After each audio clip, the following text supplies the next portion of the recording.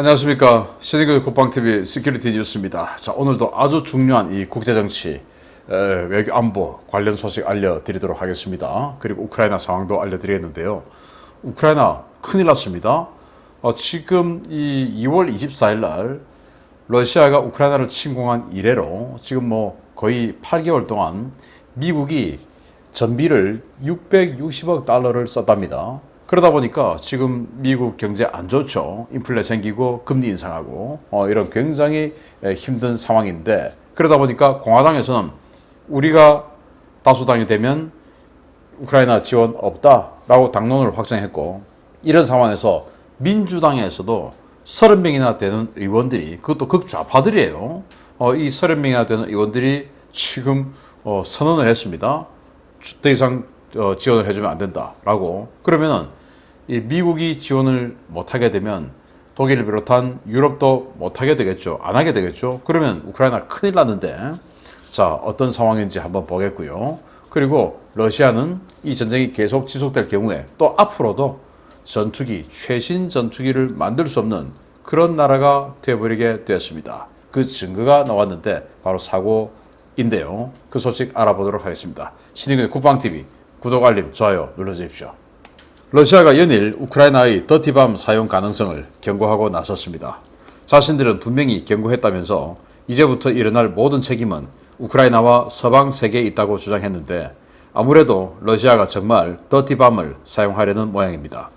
러시아는 우크라이나가 더티밤을 사용하려는 의도가 있다는 명백한 증거를 가지고 있으며, 국방장관이 직접 서방 세계 주요 국가들에게 이 문제를 경고했지만, 이 경고를 무시한 것은 서방 세계라고 드미트리 페스코프 크렘린궁 대변인이 현지 시각 10월 24일 밝혔습니다. 페스코프 대변인은 우크라이나가 더티밤을 사용할 것이라는 위협은 매우 명백하다. 우리 국방장관이 여러 국가 국방장관에게 분명히 말했고, 믿거나 말거나 이제는 그들의 문제라고 주장했습니다.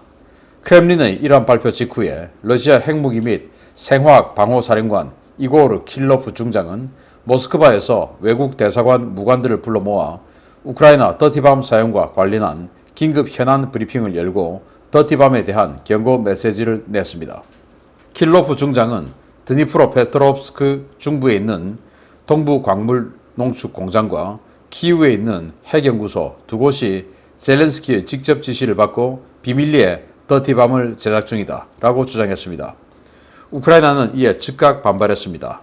우크라이나 외무부는 반박 성명을 내고 해당 시설은 국제원자력기구 직원들이 수시로 드나드는 곳이다 라며 IAEA에 즉각 해당 시설 사찰을 요청했고, 조만간 국제기구 직원들이 해당 시설을 사찰할 것이다 라며 러시아 측의 주장을 일축했습니다. 이와 관련해 라파엘 그로시 IAEA 사무총장 역시 지난달 해당 시설 중에 한 곳을 사찰했고, 핵물질 보호 조치가 정상적으로 이행되고 있는 것을 확인했다 라며 며칠 내로 두 기관에 방문해 러시아 측 주장의 진위를 확인할 것이다 라고 밝혔습니다. 워싱턴 전문가들은 크렘린이 우리는 경고했으니 이제부터는 그들의 문제라는 표현을 했다는 사실에 주목하고 있습니다. 러시아가 우크라이나군의 진격노상에 더티밤을 사용하고 모든 책임을 우크라이나에 뒤집어 씌울 가능성이 크다는 것인데요. 점점 막장으로 치닫고 있는 러시아가 정말 이 금단의 무기를 사용할지 국제사회의 눈과 귀가 우크라이나로 향하고 있습니다. 자, 푸틴 그리고 페스코프 대변인, 이 페스코프 대변인이 자기네들 국방장관이 미국, 영국, 프랑스, 튀르키예 이 네 나라 국방장관과 직접 통화하고, 자, 우크라이나 더티밤 즉 핵물질, 이 방사능을 뿌리는 뭐 핵융합, 핵분열, 이 핵폭탄이 아니고 그냥 방사능 오염을 시키는 이 더티밤을 사용할 가능성, 구체적인 정황을 이야기해줬다라고 했다라는 거예요. 그러면서 그 발표를 한 직후에 이제 이 생화학 핵무기 관련한 이 방호 사령관인 이고르 중장이 모스크바에 들어와 있는 해외 무관들 다 불러다 놓고, 자, 여기 두 군데다 라고 하면서 구체적인 뭐 그런 것까지 했다라고 하는데, 그게 이제 키이우에 있는 핵연구소, 여기는 미국의 자본으로 만들어진 곳이라고 합니다. 그래서 우크라이나 핵 관련 기술자들만 있는 게 아니고 세계 여러 나라 기술자들이 모여서 핵 연구를 하는 곳인데 개전 초에 폭격으로 파괴가 됐다고 해요. 그러니까 여기서 무슨 더티밤이냐. 그리고 이제 동부 광물 농축 공장 여기서 더티밤 만들어지고 있다라고 하는데 그래서 이 중에 한 곳이 며칠 전에 IAEA가 사찰을 했으니까 문제가 없었다라고 하는데 어쨌든 IAEA에서는 그러면 며칠 내로 사찰해서 다시 확인하겠다. 그래서 진위를 확인하겠다라고 하는데 이렇게 뭔가 의심스러우면 우크라이나처럼 자기네들이 직접 IAEA 사찰을 자기네들이 직접 요구를 하고 그리고 사찰을 신속하게 수용해주고 이런 모습을 보여준다면 신뢰감이 쌓이겠죠. 그런데 러시아는 안 하죠, 그걸. 그래서 이 지금 현재 전황이 우크라이나에게 유리한데 왜 우크라이나가 진격노상이야? 그들이 진격해서 회복하고 탈환해야 할 그 땅에다가 왜 더티밤을 쏘겠습니까? 그럼 진격을 못 하는데 이거는 전술적으로 말이 안 되죠. 그래서 우크라이나가 진격을 못하게 자기네들의 퇴강로 후방에다가 때려놓고 이거 우크라이나군이 우리를 죽이려고 더티밤 쏜 거야 라고 지금 뒤집어 씌우려고 하는 거 아니냐 라는 합리적 의심이 나오는데 러시아 정말 거기까지는 안 가길 바랍니다. 자, 여기까지는 뭐 이런 상황이고 정말 우려스러운 내용입니다. 미국이 우크라이나 지원 안 해주면 어떻게 됩니까? 우크라이나 큰일 나죠. 보겠습니다. 내년 봄 이후의 장기전을 대비해야 하는 우크라이나가 심각한 변수에 직면했습니다. 미국 중간선거에서 미국 민주당의 패배가 유력하게 점쳐지면서 올겨울 이후 미국이 우크라이나에 대한 지원을 끊고 현 상태에서의 정전을 요구할 것이라는 주장이 민주당 내부에서 나와 파문이 일고 있습니다. 우크라이나 전쟁 장기화로 미국의 재정적 부담이 심화되면서 조 바이든 대통령의 우크라이나 군사 경제 지원에 대한 불만의 목소리가 커지고 있으며 이 때문에 미국 민주당 내부에서 바이든의 대우크라이나 전략을 전면 수정하라는 목소리가 힘을 얻어가고 있다고 로이터 통신이 현재 시각 10월 24일 보도했습니다. 로이터 통신에 따르면 미국 민주당 연방 하원의원 30명은 24일 바이든 대통령에게 보낸 공개 서한에서 우크라이나와 전 세계가 마주한 전쟁의 참혹한 현실과 재앙적인 위기 고조를 생각하면 전쟁의 장기화를 피하는 것이 우크라이나와 미국 전 세계에 이득이 될 것이다 라며 우크라이나에 대한 군사 지원 중단을 요구했습니다. 이들은 우리는 바이든 대통령이 우크라이나에 제공해 오던 군사, 경제적 지원을 중단하고 적극적인 외교적 대응을 통해 조속한 정전을 모색하는 현실적인 방법을 찾으라고 촉구한다 라며 우크라이나에 대한 지원 중단을 요구했습니다. 이 같은 움직임은 최근 바이든 정부의 정책 실패로 인플레이션이 심화되고 금리까지 오르며 중산층이 박살나고 있는 미국의 내부적 어려움을 반영한 것인데요. 우크라이나에 대한 지원 중단과 미국의 개입 축소를 요구하는 목소리는 공화당에서도 나오고 있습니다. 케빈 메카시 하원 의원을 비롯한 공화당 다수파들은 11월 중간선거에서 공화당이 의회 다수당을 차지할 경우 더 이상 우크라이나를 위한 공수표는 없을 것이다 라고 벼르고 있는데요. 이들은 우크라이나 전쟁 개전 이후 지금까지 660억 달러의 미국인 세금이 우크라이나를 위해 사용됐다며 이 같은 문제를 바로잡아야 한다고 성토하고 있습니다. 정치권 분위기가 심상치 않게 돌아가자 네드 프라이스 미 국무부 대변인은 즉각 기자들과 만나 우리가 외교를 통해 문제를 해결하려고 해도 러시아가 외교와 대화에 진정성을 보이지 않고 있다 라며 이번 사태는 대화로 해결이 불가능하다는 입장을 내놨는데요. 우크라이나의 운명이 걸린 오는 11월 미국 중간선거, 과연 어떤 결과가 나올지 주목됩니다. 자, 트럼프 전 대통령도 계속 이 우크라이나 지원을 비난해왔죠. 공화당은 원래 이 고립주의 이 정당 아니겠습니까? 뭐하러 그냥 자기네들 일은 자기네들이 알아서 하지. 이제 이런 주의가 좀 많죠.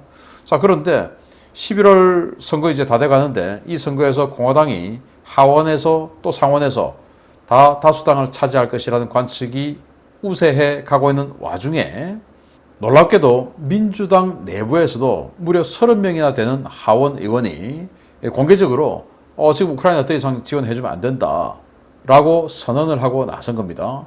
여기에는 그 AOC, 그 코르테즈 같은 극좌파 들도 포함되어 있는데 아마 극좌파가 포함되어 있어서 이 러시아의 사주를 받은 것은 아닐까라는 그 의심을 하는 측면도 있기도 하고요. 그런데 선거에서 질 것 같으니까 지금 미국이 인플레이션이 너무나 심해지고 그 인플레이션을 잡기 위해서 금리를 올리고 뭐 이런 여러 가지 조치를 취하는 과정에서 또 민생과 직접적으로 연결되는 이 기름값 이게 뭐 완전히 그냥 오르고 이러다 보니까 스트레스를 엄청 받죠, 중산층들이. 그래서 이게 원인이 도대체 뭐냐? 여러 원인 중에서 우리의 세금이 우리 민생에 들어오지 않고 우크라이나에 무려 660억 달러나 들어갔다. 처음에는 러시아를 아주 침략자, 나쁜 학살, 뭐 인권, 뭐 이런 것들로 인해서 굉장히 러시아가 나쁘고 그렇게 해서 러시아를 응징하는 것에 대해서 뭔가 정의감 이런 것들이 있었는데 이게 지금 이제 8개월까지 길어지다 보니까 그 최초의 정의감이나 뭐 사명감 뭐 이런 것들은 이제 조금 희석이 되고 퇴색이 되고 이제는 나의 현실에 더 시선이 더 많이 가게 되는 것이죠. 그래서 이 우크라이나 전쟁만 없으면 내 삶이 조금 더 나을 것인데 라는 이런 생각을 하게 되는 단계까지 지금 온 것입니다. 그러니까 이제 공화당은 원래부터 우리는 반대야. 근데 민주당에서도 선거가 질 것 같으니까 한 30명이 모여서 반대다. 자, 그러면은 우크라이나가 지원 안 해주면 어떻게 됩니까? 미국이 지원 못 해주면 독일, 프랑스, 영국 해주겠습니까? 그러면 끝나는 거죠. 그래서 지금 이 의원들의 주장은 지금 현 상태에서 전쟁 끝내자 라고 하는 이런 상황인데 현 상태에서 끝내면 지금 뭐 헤르손, 자포리자, 루한스크 주의 상당 부분, 도네츠크 주, 그러니까 이 아조프의 연안은 전부 러시아가 다 먹고 그래서 아조프에는 완전히 러시아가 내해로 만들어버리고 엄청난 이득을 보는 것이죠. 내해가 되는 것과 내해가 아닌 것하고는 이건 뭐 굉장히 큰 차이가 있는데 내해로 만들어버리는 이런 상황. 이걸 미국 국민들이 우리가 힘든데 그거 뭐하러 이렇게 나오면 러시아는 만약에 이런 식으로 종전을 하게 된다면 소기의 성과를 정말 어마어마하게 달성하게 되는 것이죠.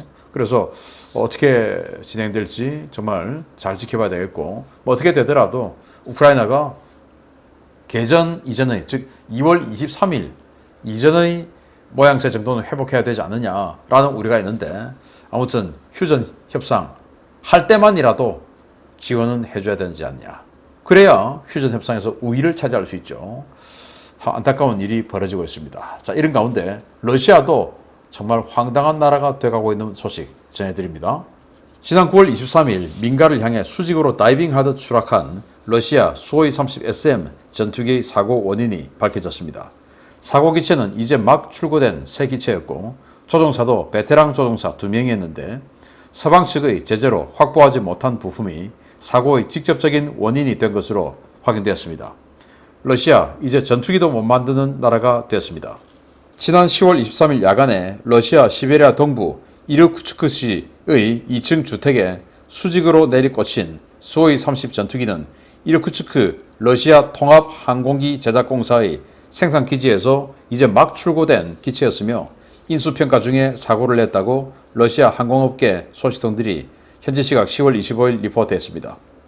러시아 당국은 수호이 30 전투기 한 대가 훈련 중에 추락해 민가에 떨어졌으며 이르쿠츠크 시내 주택가를 덮치긴 했지만 조종사 2명을 제외한 민간인 사상자는 발생하지 않았다고 밝힌 바 있는데요. 현지 소방당국은 이번 사고로 해당 주택에 있던 일가족을 포함해 10명이 현장에서 즉사했다고 폭로했습니다. 사고는 현지 시각 10월 23일 오후 5시 30분에 발생했는데요. 사고 당시 장면이 촬영된 CCTV 영상에서 사고 기체는 노즈다이브, 즉 기수가 지면을 향해 수직으로 떨어지는 모습으로 추락해 고의 추락 가능성이 제기되기도 했습니다. 러시아 측은 사고 원인은 조사 중이지만 조종사 과실일 가능성이 크다고 주장했는데요. 24일 밤 전투기 제조사인 UAC 내부에서 나온 폭로는 러시아 측의 주장을 완전히 뒤집어 놓았습니다. 사고를 낸 조종사는 러시아 항공우주군 출신의 예비역 중령이자 베테랑 파일럿인 막심 코누신 UAC 선임 테스트 파일럿과 러시아 항공우주군 현역 소령인 빅토르 쿠르코프 테스트 파일럿이었는데요. 이들은 러시아 연방에서 명예 테스트 파일럿 칭호를 받은 베테랑들로 수호이 30 시리즈 비행 시간만 각각 2,000에서 3,000시간이 넘은 인물들입니다. 사고 기체 역시 공장에서 막 출고된 수호이 30 SM 기체였는데요. UAC 내부 관계자는 조사 결과 산소 실린더 내의 질소 농도가 대단히 높았고 이로 인해 조종사 2명 모두 추락 전부터 질소 중독으로 의식을 잃은 상태였다고 폭로했습니다. 전투기가 고고도에서 비행할 때 조종사는 산소 공급기를 착용해야 하는데요. 러시아는 이 산소 공급기 핵심 부품을 유럽에서 조달했고 이번 제재로 인해 산소 공급기 수입이 원활하지 않자 자국산 부품으로 대체했다가 이번 사건을 당한 것으로 전해졌습니다. 러시아는 이번 전쟁 이후 전투기는 물론 신형 전차의 사격 통제장치 부품 확보 문제로 생산에 심각한 차질을 빚고 있는데요. 러시아가 T-62 전차에 이어 미그-29 전투기를 야적장에서 꺼내온 이유가 무엇인지 이제 알 것 같습니다. 정말 이 전투기가 수직으로 내려꽂는 이 모습인데 바이칼호 옆에 있는 도시죠. 이르쿠츠크. 여기에 수호의 전투기 생산 공장이 있고 여기서 생산해서 막 출고된 거 이제 비행하고 비행이 문제가 없으면 이제 전력화시키는 공군에 납품하는 이런 과정 중에 막 출고된 그런 기체예요. 그런데 이렇게 내려꽂는 이 모습을 보고 얼마 전에 중국에서 미단기가 수직으로 내려꽂아서 죽었지 않습니까? 그때 그게 결국은 이제 테러로 밝혀졌는데 작심하고 이제 한 거죠. 이것도 그런 거 아니냐라고 하는데 아니 이렇게 해서 얻을 일이 뭐가 있습니까? 정치인이 타고 있습니까? 아니면 이 민가에 정치 세력이 있습니까? 아무것도 아니죠. 그런데 러시아 당국은 이거 조종사 과실일 가능성이 크다. 그래서 비행기, 기체는 아무 문제 없으니까 전 세계에 있는 수호의 30 기체 살 사람들 아무 문제 없어요. 그러니까 사세요. 라고 했지만 그게 아니더라 이겁니다. 자, 이 수호의 30 SM 이건 카나드가 붙어 있고요. 그리고 A사 레이더를 장착하고 완전히 최신형 전투기예요. 거의 수호의 35에 필적한다라고 하는 그런 엄청난 최신형 전투기인데 이게 지금 내리꽂았다. 이유는 뭐냐? 조종사 과실이라고 주장하는데 그 러시아 당국에서 주장하는 조종사 과실은 믿을 수가 없는 게 이 사람 52살인데요. 러시아 연방 명예 테스트 파일럿이고 러시아 항공우주군 예비역 중령인데 이 수호의 30 시리즈만 무려 3,000시간 이상 비행을 했다고 합니다. 엄청난 베테랑이죠. 그리고 이 사람 현역 소령인데요. 이 역시 한 2,000시간 정도의 수호의 30 계열 비행 그 경험이 있고 테스트 파일럿이에요. 테스트 파일럿 아무나 되는 거 아니죠. 이 사람은 전역해서 현재 그 항공기 제작회사 UAC 소속의 테스트 파일럿이고 이 사람은 현역 공군이고 자 그럼 복사행 아니겠습니까?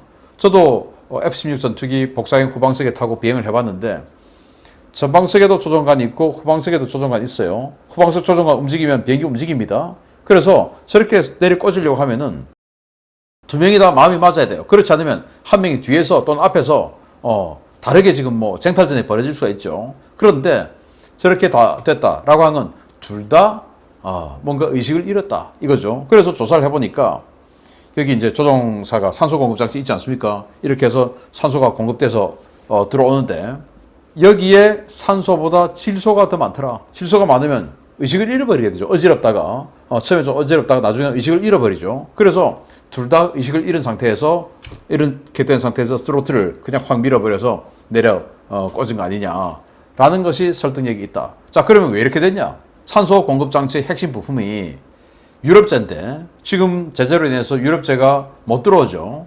그래서 러시아 자기네들이 직접 긴급하게 만들었는데 그게 제대로 안 돼서 부품이 제대로 설계대로 안 나와서 질소가 많이 들어가 버렸다라는 거예요. 그게 이제 UAC 관계자들의 주장입니다. 왜? 자기네들은 이제 동료의식이 있으니까 러시아는 정치적으로 당국은 정치적으로 이야기하는 것이고 여기는 명예를 살리기 위해서 현실적으로 그냥 폭로를 하는 것이고 그래서 러시아제 부품으로 교체를 하다 보니까 이런 게 발생했다라는 주장이에요. 자 그러면 이제 앞으로 전쟁 끝난다고 해서 상당 기간 이 제재가 해제되겠습니까? 2014년 크림반도 침공한 것 때문에 아직도 제재 유지되고 있죠. 앞으로 러시아는 이런 첨단 전투기 이제 못 만드는 겁니다. 그래서 T-62 전차 자기네들이 T-72 전차 이상급이 한 7,000대 지정되어 있다라고 하는데 그거 왜 안 가져오겠습니까? 여기에 사통장치 들어가는 거 탈레스 프랑스의 탈레스제 들어가고 이러니까 지금 수입이 안 되니까 그러면 완전히 아날로그로 이루어진 T-62 전차 갖고 오고, 그리고 전투기도 미그 29 완전히 아날로그 전투기 이거 가지고 와서 재생하는 이런 상황이다라는 건데, 부디 제재 아주 오랫동안 유지되어서 군사력 완전히 망하기 바랍니다. 이분들에게는, 테스트 파일럿들에게는 안 됐다라는 말씀을 드리겠습니다. 마치겠습니다. 감사합니다.